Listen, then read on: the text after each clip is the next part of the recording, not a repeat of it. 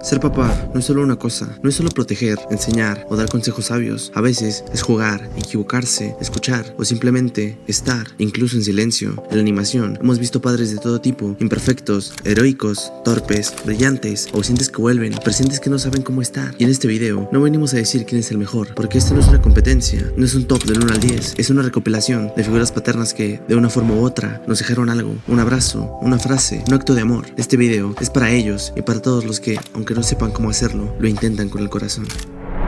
Joel ya sabía lo que era ser papá y también lo que era perderlo todo. En los primeros minutos de The Last of Us lo vemos perder a su hija, Sarah, en una de las escenas más desgarradoras de cualquier historia posapocalíptica, y esa pérdida lo rompe, lo convierte en alguien seco, cerrado, capaz de hacer lo que sea para sobrevivir, pero incapaz de volver a sentirse igual. Durante años, Joel se apaga, vive con culpa, miedo y un profundo vacío que nunca menciona, hasta que aparece Ellie. Al principio es solo una carga, una misión, una entrega, pero poco a poco Ellie empieza a atravesar las defensas de Joel, le recuerda lo que es reír, le recuerda lo que es preocuparse, y sin que lo admita en voz alta, se vuelve su hija. A pesar de que no sea su padre biológico, este la quiere como su hija. Lo más brutal de su historia es que Joel no se convierte en un buen padre porque lo planeé, sino porque su corazón se vuelve su hija. Y en un mundo donde todo está roto, donde la vida vale poco, Joel vuelve a elegir el amor, aunque eso lo ponga en contra del mundo entero. La decisión final, esa por la que tantos lo juzgan, no es racional, es emocional, es humana. Joel no elige lo correcto, elige no volver a perder una hija, y es ahí donde se vuelve inolvidable, porque ser padre a veces es tomar decisiones imposibles por amor, aunque nadie más lo entienda, aunque te odien por ello. Joel no fue perfecto. A pesar de poder salvar a toda la humanidad, Joel eligió sentir otra vez y eligió a Ellie.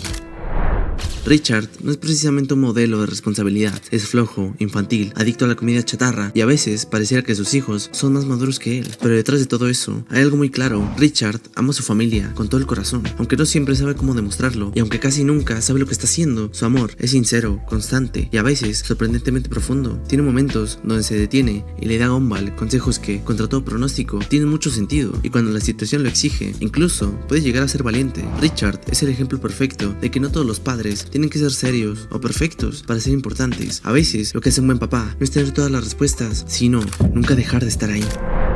Bandit es de esos papás que muchos quisimos tener o que muchos quieren llegar a ser, no porque sea perfecto, sino porque está presente, juega, escucha y sobre todo entiende a sus hijas. En cada episodio de Bluey lo vemos construir mundos imaginarios con ellas, dejarlas ganar, enseñarse a perder, guiarlas sin imponer y reírse con ellas sin burlarse. Lo mágico de Bandit no es solo que juega, sino que lo hace respetando el juego como algo sagrado. Cuando Bluey y Bingo necesitan aprender algo, Bandit no suelta un sermón, sino que las guía a través de la experiencia, del juego, del vínculo. Y cuando la serie se pone seria, porque Bluey lo hace, también vimos a Bandit lidiar con sus errores, su cansancio y sus dudas como padre. Es un papá real, pero también una figura aspiracional, uno que demuestra que ser un gran papá no es cuestión de tiempo libre, sino de querer estar. Greg no tiene poderes, no es un guerrero ni un genio, vive en una van, pero cuando se trata de amor incondicional, es uno de los padres más grandes que hemos visto. Desde el nacimiento de Steven, Greg hizo todo lo posible por criarlo con libertad, con ternura, con una presencia constante, que nunca se sintió impasiva. Aunque el mundo mágico que rodeaba a su hijo estaba muy por encima de él, nunca dejó de estar ahí, escuchando, apoyando, aconsejando, y cuando no sabía qué hacer, porque a veces no lo sabía, simplemente lo admitía con humildad. Y eso también es ser padre. Greg es ese tipo de papá que no necesita demostrar nada, porque lo más valioso que da es él mismo. Amor sin condiciones, paciencia sin fin y lugar seguro, incluso en medio de una guerra galáctica. No todos los héroes usan capa, algunos solo necesitan una guitarra y tiempo para escuchar. Uno de mis favoritos es un papá que nació del amor, no de la sangre. Adoptó a Po cuando solo era un bebé, sin importar su especie, su origen o su destino. Y aunque parecía un simple vendedor de fideos, lo que tenía era un corazón enorme. Durante años crió a Po con ternura, con cuidado, con miedo incluso, como muchos padres que solo quieren proteger a sus hijos de un mundo que no entienden. Y cuando Po descubre que en verdad no es un ganso como él, Mr. Pink no lo detiene, no lo obliga, y aunque este le duele, lo deja volar. Porque a veces ser padre también es aprender a soltar, aunque duela. En Kung Fu Panda 2. Y luego tomé una decisión que cambiaría mi vida para siempre. Preparar mi sopa sin rábanos y educarte como mi propio hijo. Chao, Po, mi pequeño panda. Ese momento vale más que 1000 escenas de acción. Y lo hermoso es que, aunque Po conoce a su padre biológico, nunca deja de ver a Mr. Pink como su verdadero papá, no por haberlo criado con disciplina, sino por haberlo criado con amor. Porque a veces los padres no son los que te dan vida, sino los que te enseñan cómo vivirla. Peter B. Parker no empezó siendo el mejor ejemplo de estabilidad. De hecho, al principio lo vemos derrotado, cínico y con miedo de ser padre, pero en su segunda oportunidad, como mentor y luego como papá, nos regala una evolución bastante humana. Peter se enfrenta al reto de madurar, no con más fuerza, sino con más amor. Deja atrás su ego, su dolor y su autosabotaje para abrirle la puerta a algo más, al amor de Mary Jane y con ella, su hija, Mayday. Y aunque la película no gira en torno a él, cada escena donde aparece cargando, cuidando o incluso peleando con su hija en brazos, muestra un hombre que, por fin, aprendió a estar presente. Peter B. Parker es la prueba de que los grandes cambios no siempre vienen de grandes tragedias. A veces, solo necesitas a alguien pequeño que te recuerde lo que realmente importa. No es perfecto, pero lo intenta con el corazón. Y en un universo lleno de responsabilidades, él eligió una, ser mejor por su hija. Simon no es un padre tradicional, pero es una de las figuras paternas más trágicas y conmovedoras que ha dado la animación. Antes de ser rey helado, Simon era solo un arqueólogo amable, curioso, con una vida normal, hasta que se topó con la corona, un objeto de poder inmenso, pero maldito. Poco a poco, la corona comenzó a borrarlo, a arrebatarle su mente, su identidad, su humanidad, y sin embargo, incluso mientras se deshacía por dentro, Simon eligió cuidar a alguien más, a Marceline, una niña huérfana, sola, en medio del apocalipsis. Simon, ya fragmentado por la locura, la alimenta, le canta, la abraza, le ofrece lo único que aún le puede dar, un amor que resiste incluso cuando ya no sabe quién es. Ese amor se vuelve tan profundo que Marceline, incluso de adulta, nunca lo olvida. Y lo más doloroso es que Simon tampoco, incluso cuando ella es el rey helado, incluso cuando ella no recuerda su nombre. En lo más profundo de su alma, sabe que la quiere. A veces, ser padre no es criar con estabilidad, a veces es luchar contra uno mismo para no dejar de amar. Y Simon, aún desmoronándose, eligió cuidar antes que rendirse. Simon no se salvó, pero salvó a Marceline, y eso fue más que suficiente.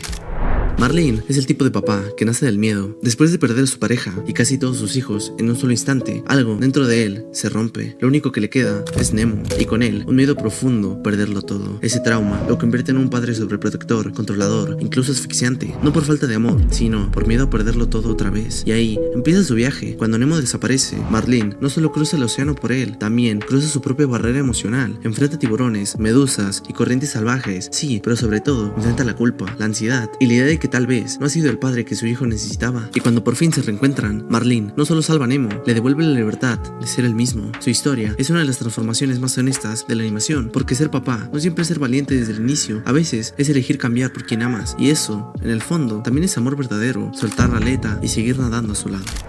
Picoro empezó siendo un villano, un ser frío, solitario y lleno de rencor, pero algo cambió cuando Goku murió y le dejó a su hijo. Lo que al principio fue una decisión estratégica, entrenando al niño para defender la Tierra, terminó transformándose en algo mucho más significativo. Picoro no solo entrenó a Gohan, lo crió, lo protegió, lo enseñó a pelear, pero también a pensar, a resistir, a confiar en sí mismo. Y lo más poderoso de todo es que no lo hizo por deber, lo hizo por cariño. Cuando se sacrifica para salvar a Gohan del ataque de Nappa, no lo hace como un guerrero, sino como un padre. Y desde ese momento, su vínculo con Gohan nunca se rompe. A lo largo de todas las sagas, incluso cuando Gohan crece, Picoro sigue estando ahí, como mentor, como apoyo, como familia. En Dragon Ball Super Hero, lo vemos cuidar a Pan, como si la historia se repitiera, pero esta vez, sin que nadie se lo pida. Picoro demuestra que ser padre no es solo una cuestión de sangre, sino de presencia, entrega y evolución, y que incluso quienes nacieron en la oscuridad pueden convertirse en la luz para alguien más.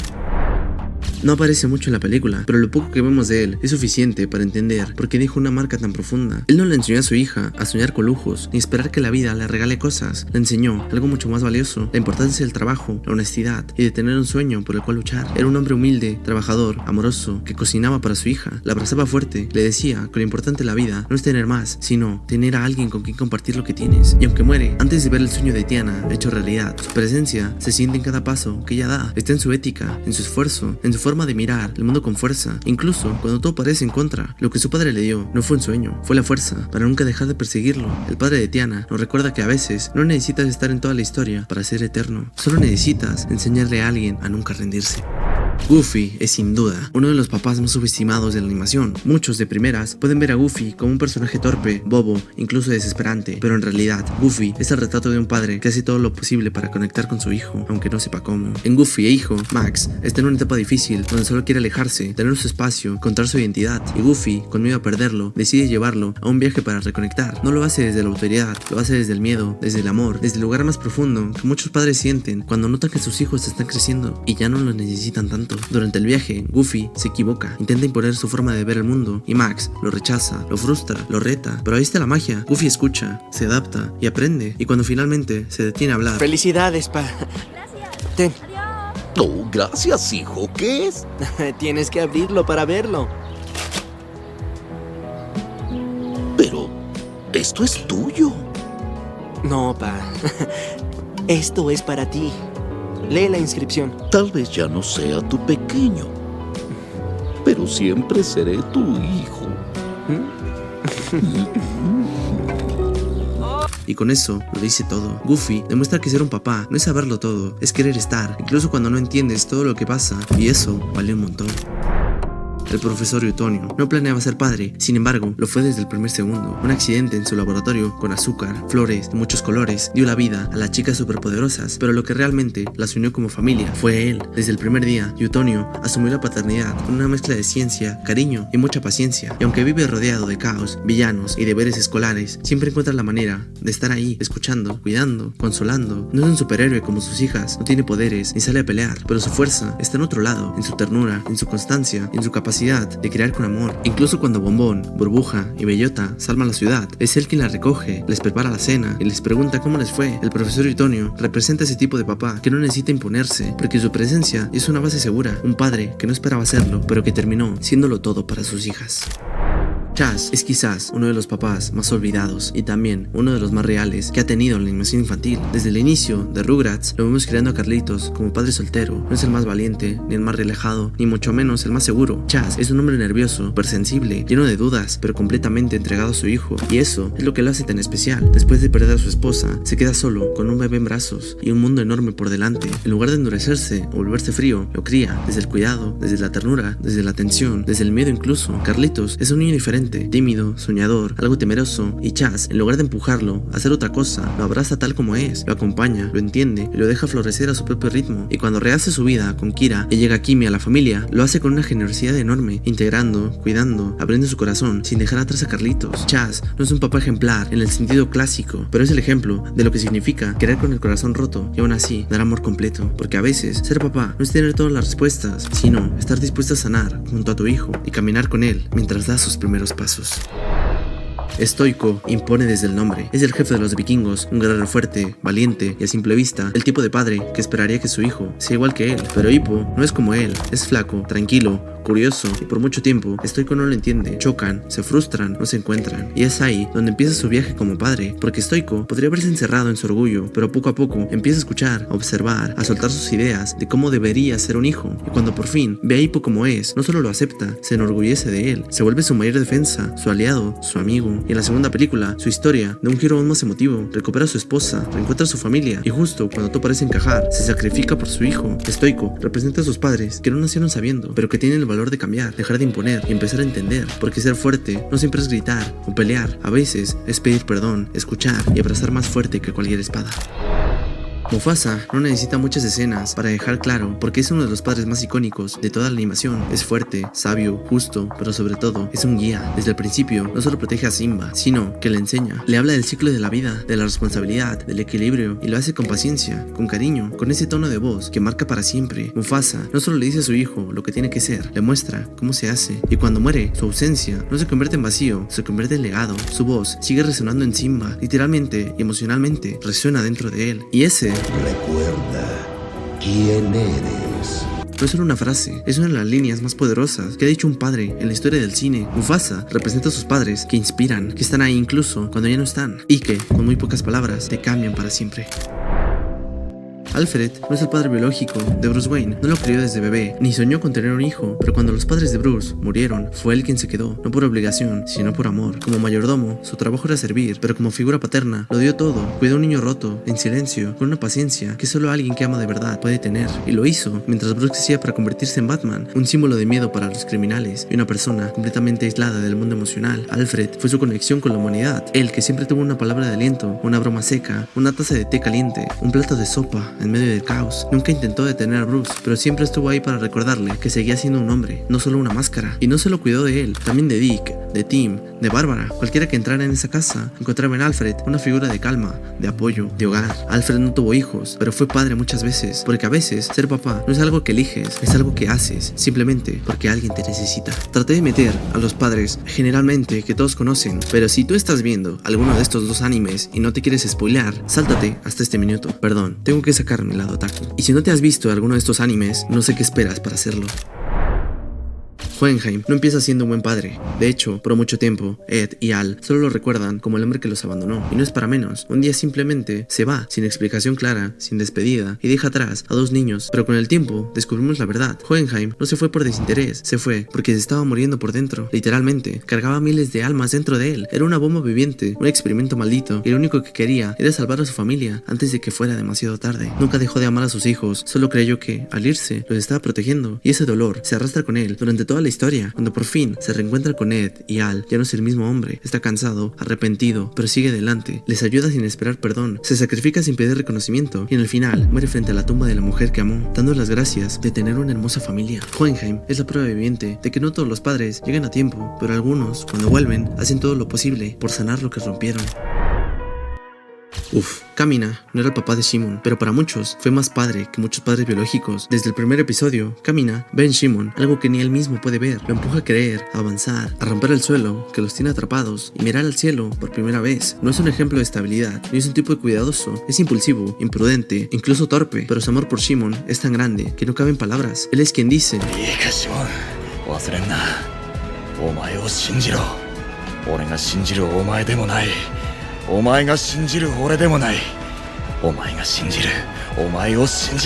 y eso queda tatuado en la historia del anime. Kamina es el primero en pelear, el primero en gritar, el primero en lanzarse al vacío, solo para abrirle el paso a los demás. Y cuando muere, lo hace con una sonrisa, porque sabe que Shimon ya no necesita que lo guíen. Él ya encontró su refugio, muere luchando, como no podía ser diferente para Kamina. Y a pesar de ver a Shimon con el dolor de perderlo, este lo sigue motivando, incluso cuando ya no está con él. Y aún así, elige lanzarse al frente para que otros pudieran avanzar. Eso también es ser padre, y aunque Shimon lo ve como un hermano, la verdad es que Kamina es la única figura paterna que tiene Shimon después de que sus padres murieron. Y ese es el poder de Kamina: tomar el golpe, encender la chispa, ser el puente para que alguien más descubra quién es. Kamina no es solo un líder, es el rugido que queda dentro de ti, incluso cuando ya no está. Las verdaderas figuras paternas no siempre quedan toda la historia, a veces solo están al inicio para enseñarte cómo escribirla. Ok, antes de continuar, sé que Joel y Lee no son personajes animados, pero tenían que estar aquí, entiéndanme. Lee no empezó siendo un héroe. De hecho, cuando lo conocemos, va esposado en la parte trasera de una patrulla. Su vida ya parecía escrita, un hombre con errores, un pasado roto y pocas segundas oportunidades. Pero entonces aparece Clementine, una niña sola, escondida en su casa del árbol, en medio del inicio del apocalipsis, y todo cambia. Lee no se convierte en su padre de forma oficial, pero lo es en todo lo que importa. La cuida, la entrena, la enseña a sobrevivir, pero también a decidir, a pensar, a mantener su humanidad en un mundo que la quiere arrancar. Lee no trata de ser perfecto, solo intenta ser mejor. En cada decisión que toma se nota el peso de esa responsabilidad, que ya no es solo por él, es por alguien más. Y cuando llega su final, ese final que nadie olvida, Lee no suplica por su vida, solo se asegura de que Clementine esté lista para sobrevivir, de que tenga la fuerza para seguir. Lee nos recuerda que no importa de dónde vengas, ni qué hiciste antes, si decides cuidar, amar y proteger, también puedes ser un gran padre. Gru empezó con un plan: adoptar a 3 niñas para completar un robo. Literalmente, lo hizo para poder entrar a la casa de Vector. No las adoptó por lástima, no por instinto paternal, sino como parte de una estrategia. Y aún así, algo cambió dentro de Gru, porque poco a poco, sin darse cuenta, esas niñas empezaron a derribar los muros de Gru. Gru, que había sido criado por una madre dura y con 0 muestras de cariño, se encuentra a sí mismo preparando leche caliente, leyendo cuentos y asistiendo a recitales. Al principio, no entiende nada, se siente torpe, incómodo, fuera de lugar, pero cuando ve que esas niñas no lo quieren por sus armas, sus minions o sus planes absurdos, sino por él, algo cambia. De villano pasa a protector, y cuando elige dejar atrás la luna para salvar a sus hijas, ya no hay vuelta atrás. Es un papá. Gru demuestra que ser padre no es algo planeado, a veces es algo que te sorprende, y lo más hermoso es que, sin perder su lado gruñón y exagerado, termina siendo el centro emocional de una familia que ni él mismo sabía que necesitaba. Sé que al inicio dije que esto era una competencia, pero si lo fuera, sería sin duda el mejor de todos. Doofenshmirtz es por muchas cosas un villano torpe, un genio incomprendido, un hombre que solo pelea todos los días contra Perry el Ornitorrinco, y también, sin duda, uno de los personajes más tristes y entrañables de toda la animación. Detrás de sus inadors y sus ganas de dominar el mundo, hay una historia de abandono, rechazo y maltrato emocional. Sus padres no solo lo ignoraban, lo anulaban por completo, lo obligaron a actuar como gnomo de jardín durante horas, lo vistieron con ropa de niña, lo dejaron fuera de los eventos familiares. Literalmente, creció creyendo que no valía nada, y eso lo marcó para siempre. Todos sus intentos por conquistar el el área limítrofe no eran por maldad, eran porque quería que lo vieran, que alguien por una vez le prestara atención. Pero entonces nació Vanessa y por primera vez en su vida, Doofenshmirtz tuvo a alguien a quien amar de verdad. No sabía cómo ser padre, nadie le enseñó, nunca tuvo una figura paterna. Y aunque para Vanessa a veces parecía más preocupado por sus inventos o su rivalidad con Perry, lo cierto es que ella siempre fue lo más importante para él. La llevó a cada cumpleaños, estuvo presente, le consiguió la muñeca que tanto quería, haciendo lo imposible. Y aunque ella a veces creía que su papá no la entendía o que prefería su rol de villano, Doof nunca dejó de intentarlo, nunca dejó de estar ahí. En el fondo, todo lo que quería era no repetir la historia que lo rompió, y lo logró. En Milos Murphy's Law ya no es un villano, es solo un tipo tratando de hacer lo correcto, de ayudar, de seguir adelante. Heinz Doofenshmirtz es el ejemplo perfecto de que romper el ciclo no es fácil, pero es posible, que no importa lo rota que esté tu infancia, si eliges ser distinto, si eliges cuidar, si eliges cambiar, entonces también puedes ser un buen padre, y eso lo convierte, sin duda, en uno de los más grandes. Un adulto perdido, infantil, absurdo, pero extrañamente entrañable. Su amor por Timmy a veces se disfraza de ignorancia, pero ahí está, intentando ser un buen padre, a su manera. Sí, Omni-Man. Sí, asesinó gran parte de Chicago, llevó mascota a su esposa y casi mata a su hijo, pero también vivió un conflicto real entre el deber y afecto. Un padre que, en el fondo, no puede evitar amar a su hijo, incluso si eso lo quiebra por dentro. Un padre ausente desde el nacimiento de su hijo, y seguramente uno de los peores hasta ahora. Abandonó a su familia, tal como un buen papá de Latam. No crió a Gon, pero lo inspira. Su paternidad es muy cuestionable, pero el viaje que provoca en su hijo hace la diferencia. Puede que no haya sido un buen padre, pero fue el principio de una gran historia.